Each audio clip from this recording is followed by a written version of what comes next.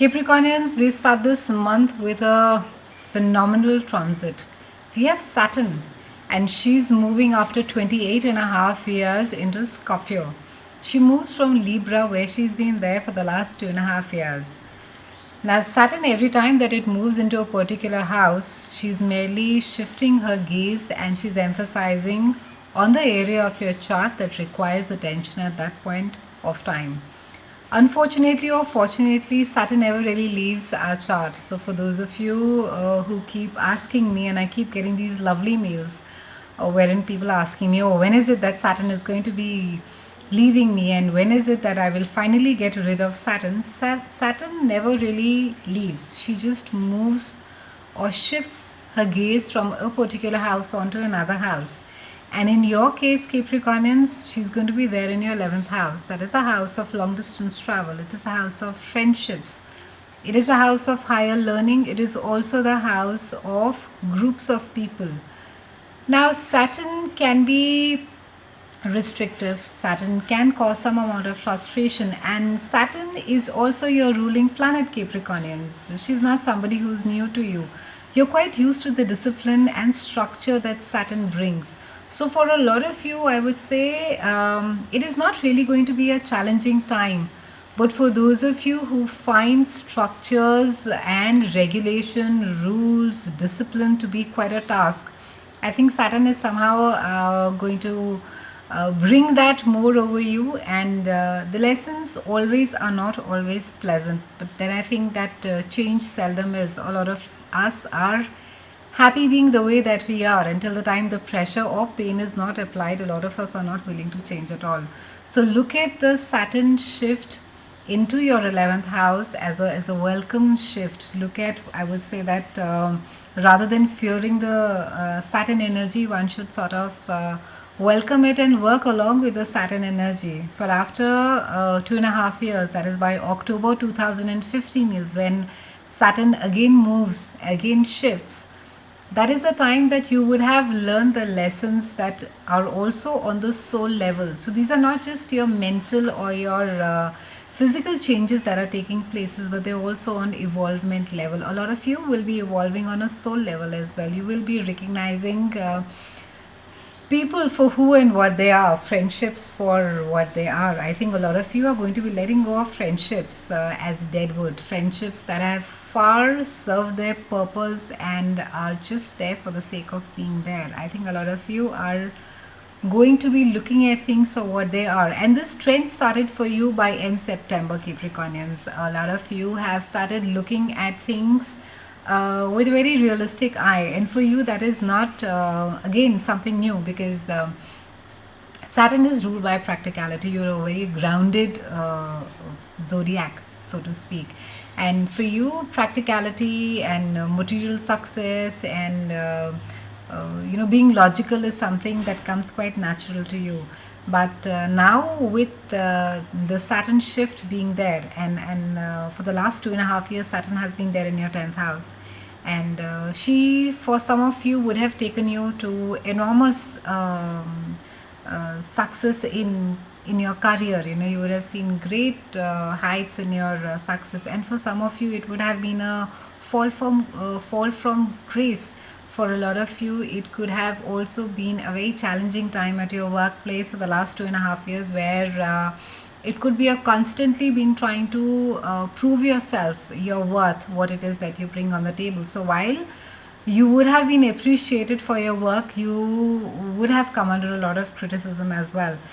And I think that has taught you a lot about people. So now with the focus being there on groups of people, group activity, you will realize that you don't really need a large group to be happy.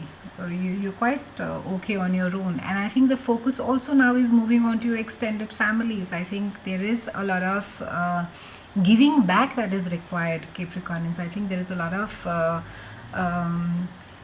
I won't say that you have ignored, but I think at times when things hurt, we sort of consciously shut them off. We don't want to think about it, because if you don't think about it, then it's not going to bother us. I think for the last 2.5 years, you have, or even longer, I would say that in your case, for about 7 years, you have sort of not dealt with a lot of things that need to be dealing with on your personal space. And this really speaks about. It speaks about siblings, it speaks about parents, it speaks about relationships which need to be healed. And Capricornians, I can't emphasize it enough that it is so important. It is so important that starting October 5th, that it's just a lovely time for you to be just reaching out to your, whether it is your cousins, whether it is your siblings, whether it is your parents, and try and put the bridge back, try and restore the relationships. Make the first move. Stop sitting there in your rigid mind and thinking, oh, but nobody did anything for me, so I see no reason as to why I should be making the first move. Mend fences. I think it's very important that you heal this, because in the process you are going to be healing yourself as well. This also speaks about some very dear friends who are like family to you or have been like family to you. I think it's very important that you do the healing, you do, and I'm not speaking of closure over here, I'm speaking of restarting something that has just sort of at times when things just sort of you pause them, you don't finish them off, you think I'll come back to this and I will sort this out then. So this is what you have done with some relationships, some of your closest relationships. So the time has come really to move from the pause button to the on button and deal with it. I think, like I said, go ahead and mend the fences. Don't wait for others to come to you. Take the first step, be it with a sibling you've not spoken for years, be it an estranged parent, it could also be a child. I think it's very important that, again, I can't emphasize enough as to how important it is, because it speaks a lot about self-healing also. I think in the process you're going to be healing yourself a lot. So do that this month. Now, the 11th house also speaks about our destiny. It speaks about our hopes, our desires, what it is that we want. It also speaks about a collective power, what it is that you can do when you get together with people. So it speaks about happiness when you're getting back together with people whom you love. Just think of the love that you'll be able to multiply, the joy, the happiness it is going to be bringing you. Also, don't be hung up on your past glories as far as your work is concerned. I think the time has again come for you to be rolling up your sleeves, Capricornians. Don't sort of get complacent and think, oh, I have done so much, now I can sit back and I can just... Also, for some of you, if you are not happy about your current workspace, this could see a break. It could see some of you just doing something very different from what it is that you have been doing.